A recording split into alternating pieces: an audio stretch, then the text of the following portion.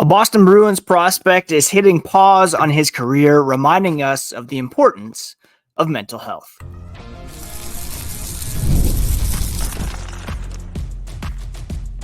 You're Locked On Bruins, your daily podcast on the Boston Bruins, part of the Locked On Podcast Network, your team every day. What is up, Bruins fans, and welcome back to the Locked On Boston Bruins podcast. I'm your host, Ian McLaren, and this is a daily show where we discuss all things Spoke to Be.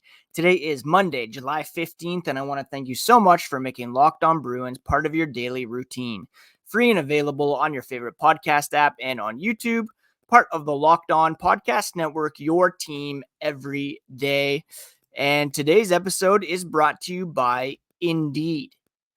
Still searching for a great candidate for your company? Well, don't search, just match with Indeed. Start hiring now with a $75 sponsored job credit to upgrade your job post at Indeed.com/lockedon. Terms and conditions apply. Need to hire? You need Indeed. Before we get into it today, a quick reminder, you can find the podcast on social media at Locked NHL Bruins, and you can find me, my hockey thoughts, and dad jokes at Ian C. McLaren. And to begin today's episode, we're talking about Cole Spicer. He is a Boston Bruins draft pick, 2022 fourth round pick to be exact, and he's a native of Grand Forks, North Dakota, and he has made it known that he will not be coming back to UMD for his junior season. Spicer said he is done playing hockey for the foreseeable future. He said, I need to figure out some personal and mental stuff first. Right now, I need to take a step away and figure a couple things out. He was enrolled in classes this summer at UMD. He had 5 goals and 4 assists in 17 games as a sophomore before being ruled academically ineligible in December, before the Bulldogs participated in a holiday face-off in Milwaukee. This is all according to the Duluth News Tribune. Instead of leaving the team to play junior hockey, he remained enrolled at UMD in hopes of regaining his eligibility. He was allowed to practice but not play while still taking classes. And he was also at Bruins development camp just a couple weeks ago. And he sounded like a player who would be returning to UMD at the fall. He said, I love Duluth with my entire heart. They have such a great staff. We have the best teammates there. Truly, I just love the spot. I don't want to leave it. I feel like it's my second home. To be able to go back and play there really does mean something special to me. So Cole Spicer, a fourth round pick in 2022, deciding to take some space away from hockey and focus on his mental health. And that is a very brave step for a young man who just turned 20. He's a left shot center. He was drafted again, 4th round, just a couple years ago. 49 games at the University of Minnesota Duluth. 9 points in 17 games this past season before being ruled academically ineligible. If he does want to play hockey, it will likely not be at the NCAA. He would have to enter the transfer portal, and he still has to become academically eligible. So kind of some uncertainty here for Cole Spicer, who the Bruins, again, invested a 4th round pick in. But let's talk about the realities here. Mental health is just as crucial as physical health. And athletes are under immense pressure to perform, often leading to stress, anxiety, other mental health challenges. If you add on the academic stress on top of that, it can all become a bit much. And by stepping back, Spicer is prioritizing his well-being, which I think is pretty commendable. Mental health, of course, can affect anyone, regardless of their status or profession. In sports, it's coming around, but the stigma around mental health can still be particularly strong, with many athletes feeling the need to tough it out rather than seek help. And this decision challenges that stigma, showing it's okay to take a step back and focus on oneself, even if it means putting your hockey career in jeopardy. There's bigger things in life than the game, and he's prioritizing his long-term mental health. Now, from a team's perspective, I would hope the Bruins will be supporting Spicer in his mental health journey. A mentally healthy athlete is more likely to perform better, have a longer career, contribute positively to the team's dynamics. And maybe most importantly, this move sets a positive example for other players who might be struggling in silence. This decision isn't just about Spicer, it has a ripple effect. By taking this step, Spicer is encouraging fans, teammates, young athletes to prioritize their mental health, and it's a reminder that seeking help is a sign of strength and not weakness. The Bruins' support for this decision is crucial, and it sends a powerful message that the team's commitment to their players goes beyond the ice. It's about their overall well-being, which is essential for building a strong, resilient team and for helping these guys become better people. So it's always tough to see a player step away from the game, but I'm choosing to applaud his bravery for prioritizing his mental health. This decision might inspire others to take their mental health seriously and seek the help they need. So comments on social media, whatever, let's continue to try to lift up Cole Spicer and commend him for this decision. Now, there's still the opportunity for Spicer to sign a contract with the Bruins. He would likely, be starting down in the Maine Mariners, maybe Providence. Depends how long he is going to be off the ice. I'm not quite sure who has his junior rights. The Dubuque Fighting Saints of the USHL drafted him in the 6th round of that league's draft this past spring, now hold his rights. Perhaps he could go to the OHL,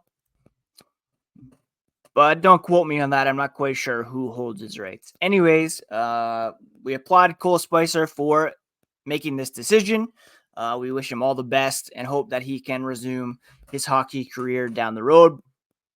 But at the end of the day, his mental health is the most important thing. Now, speaking of some other Boston Bruins players, some RFAs made some decisions to sign, to leave, and we'll discuss the latest with respect to Boston's restricted free agents here as the podcast continues.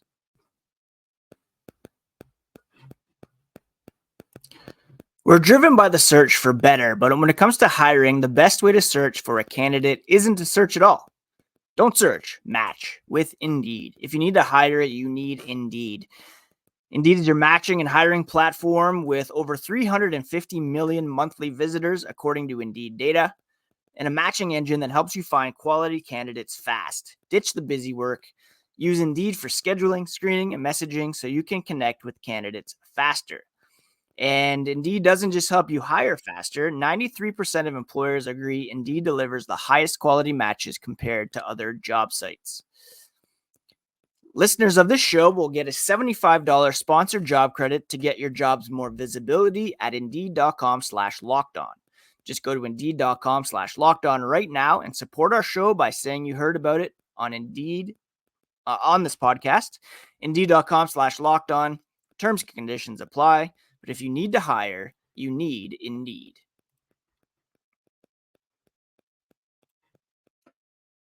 I briefly touched on this on Friday, but we have a couple of signings to announce. Before we get to that, I want to thank you so much once again for making Locked On Bruins part of your daily routine, free and available on your favorite podcast app and on YouTube. Speaking of YouTube, check out Locked On Sports Today, 24/7 streaming channel with all the latest news, analysis, and opinions from across the Locked On universe, free on YouTube and the Amazon Fire TV channels app. All right, so Boston announced the signings of two defensemen on Friday, Michael Callahan and Alec Regula, each to 1-year, two-way contracts with an NHL cap hit of $775,000. Both of these guys are expected to begin the season in the AHL and could be called upon to play with the big club in the event of injury. Again, Boston's top 7, pretty well set on the NHL roster. For reference, Callahan, he's 24, appeared in 70 games with Providence last season, 4 goals, 13 assists for 17 points. He was originally selected in the 5th round of the 2018 NHL entry draft and was acquired from the Arizona Coyotes. Regula, number 23, he's age 23, appeared in 55 games for Providence with 4 goals and 22 assists for 22 points. He was acquired at the beginning or last summer from the Chicago Blackhawks in the Taylor Hall deal. He was originally drafted in the 3rd round of the 2018 NHL entry draft. So again, those two will be depth defensemen who will be called upon perhaps in a pinch if the Bruins need them. And, pretty productive down at the AHL level last year. And if you're looking for a cap-friendly alternative, cap wages was lost over the weekend, and it looks pretty much exactly like cap-friendly. And they'll tell you the Bruins currently have 8 defensemen assigned to Providence at the moment. Drew Bavaro, Frederick Brunet, Jackson Edward, Ryan Mast, Ian Mitchell, Jordan Osterley, Billy Sweezy, who they signed as free agents back on July 1st, Michael Callahan, and Alec Regula. So pretty packed blue line down there in Providence. And that is all the restricted free agents at that position taken care of. So barring an addition to the NHL roster or a surprise move, signing, trade, looks like Boston's blue line is pretty much set at both the AHL and NHL levels. One RFA forward that we know will not be back is Oskar Steen. There were rumblings that he was going to be signing in Sweden, and that indeed has happened. The Bruins gave Steen permission to talk to other teams about trying to secure a contract in the NHL. But a deal didn't come to fruition, and the forward has decided to return home to SHL Farstad to a 5-year contract. He's 26 years old, a 6th-round pick by Boston back in 2016. He spent 3 seasons with Farstad before coming to North America. Limited NHL action, 20 games with the big club. But didn't really catch on with the Boston Bruins, to be generous, I guess there. He wasn't really able to secure a spot. He played in 60 games for the Bruins, 4 goals, 4 assists, 20 games in his rookie season, 2 goals, 4 assists, and then 37 games, including 34 of this past season, where he recorded only 1 goal, which isn't really going to cut it at the NHL level. 1 goal in 34 games. More productive in Providence this season with 12 goals, 4 assists in 25 games. But it doesn't look like he's going to be coming back to the NHL anytime soon. He'll be 31 when his contract expires in the SHL. And looks as though this is the end of the road for him in terms of the NHL and his pro career over here in North America. We wish Steiner all the best. Wish he could have caught on here with the Bruins, but just wasn't able to translate that success. You could argue whether or not he got a fair shot, but 34 games to me seems not insignificant. Another guy who's signing overseas is Kyle Kieser, a goaltender who spent time between the AHL and the ECHL over the past 5 seasons. He has signed with Kunlun, Red Star of the KHL. Kieser was he was unsigned as a free agent, played for the Oshawa Generals, bounced between Providence and Maine over the past several years and never got a taste of NHL action. He will continue his career over in the KHL. That leaves us with 2 remaining restricted free agents on the Boston Bruins, and we'll touch on those 2 guys here as the podcast continues.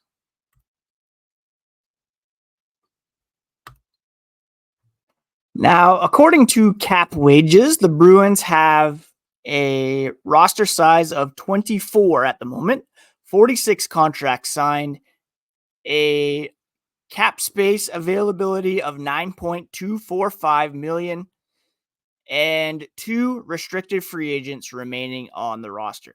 That is with Brandon Bussi activated, as well as some guys that we expect to be sent down, including Vinny Lettieri, perhaps also Patrick Brown. The remaining restricted free agents, there's one at the AHL level, a forward, Marc McLaughlin, who is 24 years old. He played in, 68 games for Providence last season, taking a bit of a step back, only 8 goals and 6 assists for 14 points. That's coming off a 13-goal, 30-point performance for Providence a season ago. He played in only 1 game for the Bruins in 2023-24, although he did have 1 goal. So perhaps some uncertainty about whether or not they see McLaughlin as a guy who will continue to get better, or a guy who may have peaked and perhaps want to give an opportunity elsewhere. The other restricted free agent, of course, is a big one. That would be Jeremy Swayman. And we continue to wait for a resolution here with that contract situation. Swayman is a restricted free agent.